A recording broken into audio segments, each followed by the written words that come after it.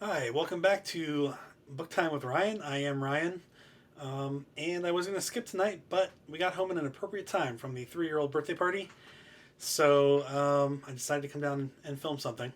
Um, for anybody who doesn't have a toddler in their lives, if you think about when you have gone out with a friend for an extended period of time, let's say you went on a ski trip or some kind of retreat, there's a point where you and your friend start to really get on each other's nerves.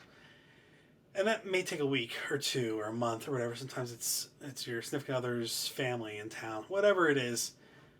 With toddlers, they condense that into about a 2 or 3 hour period. So when you arrive, they're very happy with each other. Then they do something to annoy each other. Then they start making each other cry. And by the end of the night, they're best friends again, and they're sad that they have to leave each other. So tonight it wasn't that bad though. We've gotten used to it, but her friend was very nice and shared all her new toys, and that made I think easier for our daughter to see another kid get a bunch of toys. And while we were there, 4 more people subscribed to my page. So I'd like to welcome Liz and Bono, and Ashley and Fidel. So I assume that you all subscribed because the numbers went up when you were looking at it. So tonight I am very excited. But before I get to that, also my wife is all caught up watching the videos. I asked her yesterday if she had seen anything since the first video, which was only 3 minutes and 28 seconds, and she says she wasn't caught up. So when I got upstairs last night, she was actually watching the videos, which was very cool. And I lay down and started reading some more of House of Leaves, and immediately start hearing. And I turned over, and my wife Diane was asleep. She fell asleep watching my fourth video. So I woke her up, and she said that she didn't fall asleep, but she was definitely asleep. She said she was really tired, and she watched the rest of it. But so she's caught up. Just maybe a good way to help people fall asleep. I don't know. I am very excited about the books tonight. I am only going to talk about one book. It is a book in multiple forms. Um, I think this is probably the most excited I've. This is the most excited I've been about a book in a very long time, and it has a long story behind it. And I think it's probably the first book I've ever felt that I'm almost a custodian of it. It's historically significant. I think there's only, to my knowledge, one other copy of this book in this form, and that's in the Lilly Library at Indiana University. It's in the Rare Books and Manuscripts collection. So it's a significant book, and I'll talk to you a little bit about it, but I'm excited to show it. So before we get there, though, I mentioned this in the last video, but I read a lot of books about business, finance, economics, and a few of the books that I've read in the past that led me to this book were Eugene Salt's Why They Do It, Inside the Mind of the White Collar Criminal, a book that I mentioned in my last video, Big Dirty Money, The Shocking Injustice and Unseen Costs of White Collar Crime, and that was by Jennifer Taub, and then Jesse Eisender's The Chicken Shit Club, Why the Justice Department Fails to Prosecute Executives. And it's a winner of a Pulitzer Prize. So, those kinds of books, especially Dirty Money, because it was the most recent book I read, those books led me to look at a specific author. And the story behind it is in 1939, a guy named Edwin Sutherland, who was a sociologist and was on the cutting edge of criminology, specifically white collar criminology, white collar crime based criminology, gave a speech in New York about white collar crime, and I think it was called The White Collar Criminal. It was really the first time that somebody had really looked into white collar crime. Before this time, the general idea was crime was really relegated to the lower classes, to certain races, to people with low intelligence or people who were not stable. And that's where all crime was. It was a poor thing. and it was a minority thing, and it was a low low intelligence kind of a low IQ. And what Edwin Sutherland essentially proposed was there is all this wrongdoing in the white collar space. These are people with influence that are at the heads of companies, mostly. Also, people with influence that maybe higher socioeconomically. And they regularly commit white collar crimes that may be about restriction of trade, patent violations, market manipulation, just a lot of different things that were happening regularly. And he's looking, early 1900s to, let's say, early 1940s or late 1930s. So in 1949, Edwin Sutherland wrote the book White Collar Crime. And in his book, he named names. He talked about specific companies, and these are the companies that you would think of, turn-of-century powerhouses: U.S. Steel, Anaconda Copper, Bethlehem Steel, Woolworth, Macy, Warner Brother. A lot of those companies, they're historic companies that have been around a long time, and they were the powerhouses of the day. So Edwin Sutherland wrote a book that named names. It specifically called out 70 companies, 12, I think it was 12, public utility companies, and individuals, CEOs, COOs, the high up execs and members of the boards. And so he called them out in this book. And the publisher, Drayton Press, was worried about being sued for libel, so they pushed Edwin Sutherland to have his book censored. And instead of having names in the book, they basically had like Company A, Company B, Company C, Individual 1, Individual 2, that kind of stuff. It took away a lot. They actually removed a chapter.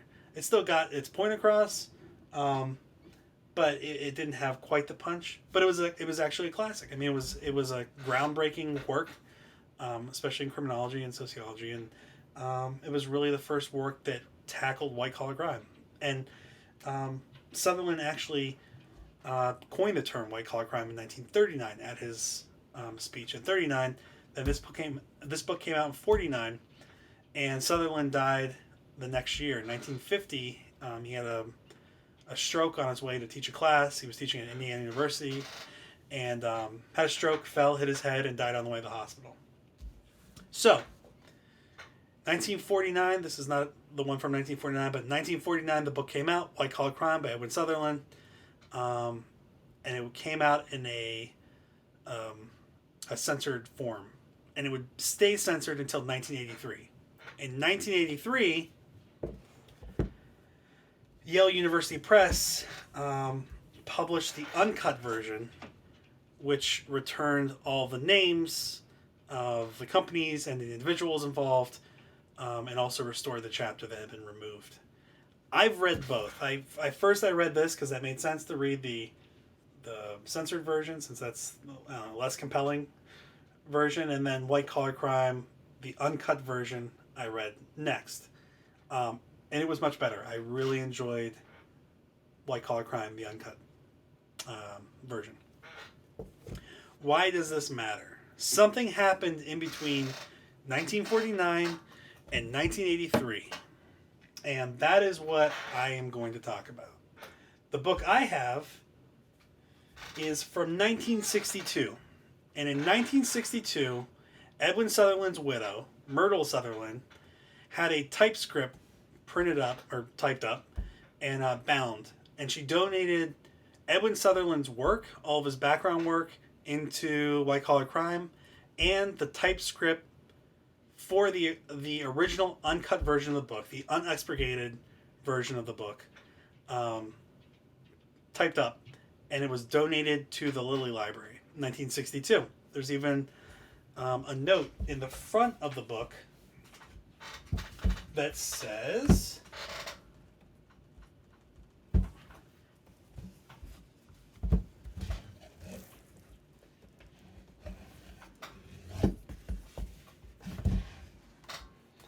right, the note from Myrtle Sutherland said, by agreement with Holt, Reiner, and Winston, publishers of White Collar Crime, this unexpurgated typewritten edition of White Collar Crime is not to be deposited in any public library.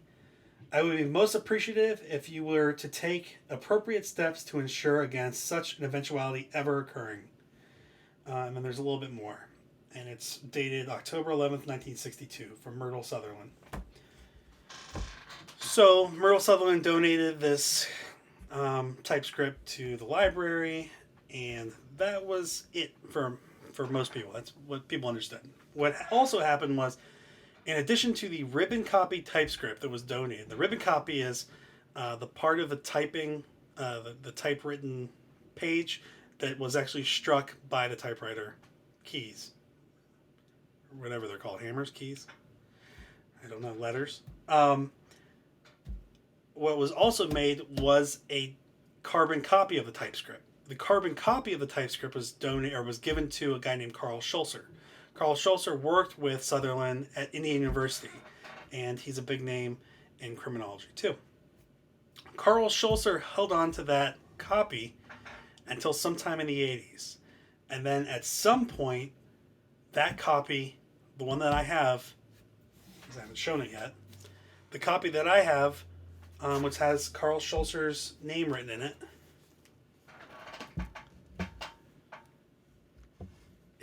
I'm really bad at holding this stuff up for the camera. There's Carl Schulzer's name written in pencil. At some point, that copy was given to a guy named Stanton Wheeler, who was a law professor at Yale University. And Stanton Wheeler was setting up a white-collar crime program at Yale University in the early 1980s.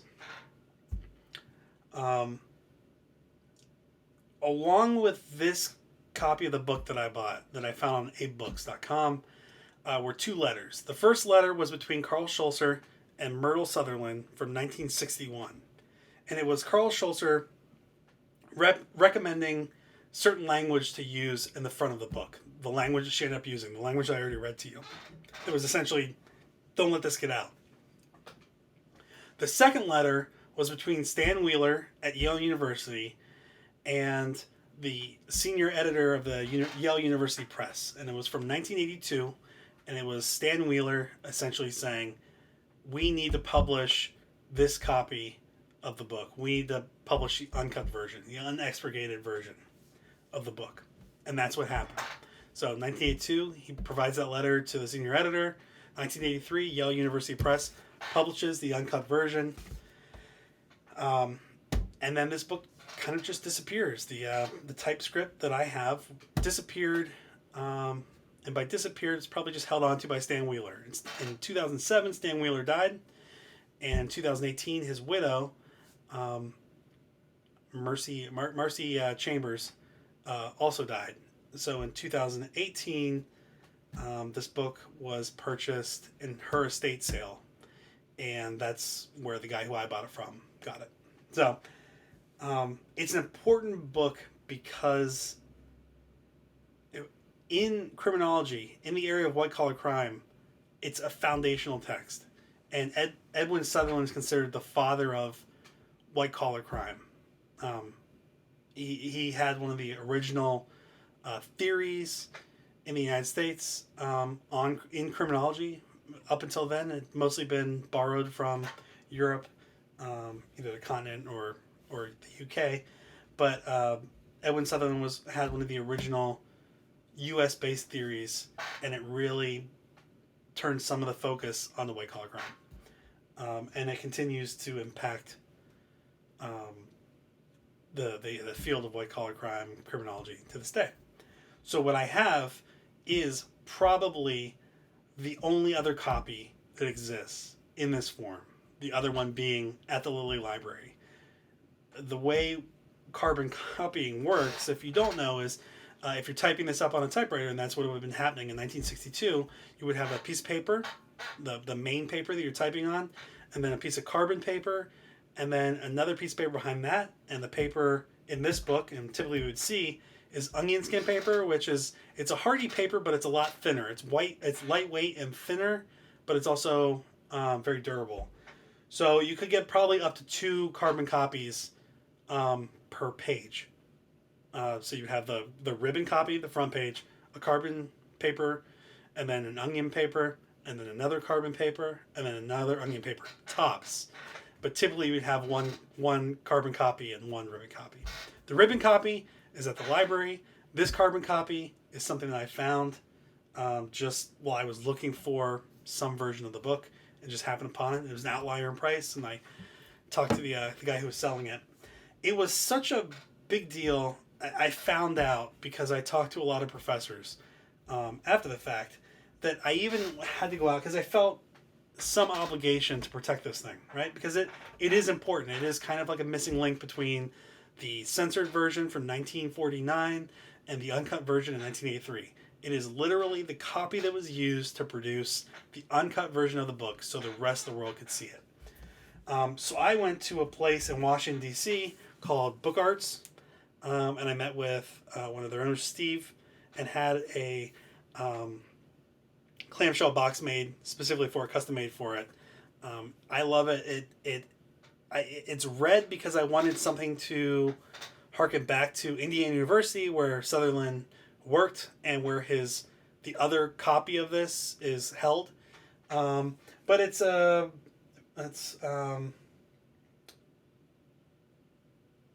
Florentine calf leather, vegetable dyed. It has Japanese acai cloth on the side. The cool thing about it, it's got the gold print on the front. It fits the book perfectly. And then the other cool thing they did was I have these letters, and they put a little space in here for the letters, for the original letters, with acid-free archival paper. So the original papers that came with it, that I almost dropped the box. The original letters that came with it, or the copies of the letters, because they were carbon copied, or at least one of them was. There's somewhere to store that with the book, so kind of the history stays with it. I love the box.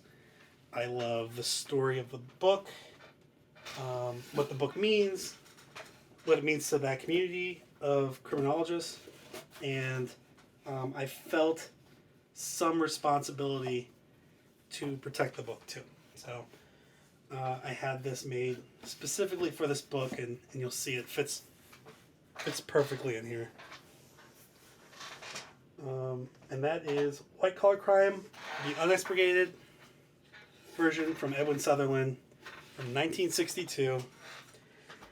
The carbon copy typescript on onion skin paper, and it's likely the only one out there. Now, I say likely, I would say it's definitely the only one out there, but when I was going through it, there were 2 page 11s in my copy, and that means that either somebody typed page 11 twice, and they were exactly the same, or maybe there were 2 copies and page 11 from the other carbon copy made its way into my stack. I don't know. There were also 2 page 57s, but they were different, so it was just misnumbered. And I think the only way I'm going to figure that out is contact the library at the Lilly Library librarian, and find out if the copy they have, the ribbon copy they have, has 2 page 11s. If it has 2 page 11s, then that's what would have happened. That they typed it up twice, then it would show up twice in the carbon copy. If there's only 1 page 11 in the ribbon copy, then that means there was probably a second carbon copy. Just where it is. So it's neat because there's only 2 known, and possibly 3 total. And to have 1 in private hands is very cool for me. So I started out excited to just read the book, but then once I realized that this is really an artifact too, I wanted to protect it, and it's brought me closer to the criminology, especially the white collar crime part of criminology community. I wrote an essay for the newsletter of the Division of White Collar and Corporate Crime, which is a division of the American Society of Criminology, which is not something I'm a member of or a part of, but it was a significant enough find that they thought it would be interesting for their members to hear about too. So I don't have a little kid book tonight because I wasn't planning on this originally, and all of the little kid books are up in Nawalio's room. But that's it. So that was the big book tonight. That's one of, I think, the most significant books that I have in my collection. Not necessarily the most expensive, but the most important, the most historic, I'd say, and certainly most important to some communities. And it was a real treat to find all this out and to kind of be its custodian, because sometimes that's how you are with a book, right? Your book will probably outlast you, and it's almost like if it's something historic, you're gonna possess that during your lifetime, and then you're gonna pass it on and hope that it lasts longer. And that's why having the clamshell book box that has acid-free and archival paper involved with an archival or acid-free cloth is going to be very helpful in maintaining the condition of the book for many years to come. So that's all I have tonight. Again, we had a very good 3-year-old birthday party, so happy birthday to that 3-year-old. And she's not watching this, but happy birthday to her parents. And just a reminder, if you have anything you want to see, anything you want me to read, please let me know. This is kind of one of those books that probably won't appeal to everyone, but it is a very interesting book, and it is relevant today, and it's still historically accurate. And I think there are a lot of things in white-collar crime, and you can find it anywhere online, that really apply today too, which is why authors of these other books that I told you about, they're still talking about Edwin Sutherland and white-collar crime, years, decades later. So thanks for joining me today. I hope you enjoyed this book. Please feel free to leave any comments if you want to see anything else, if you have any other questions, especially about this book or any other books that I've brought up so far, and I look forward to seeing you in the future. Thanks for joining me.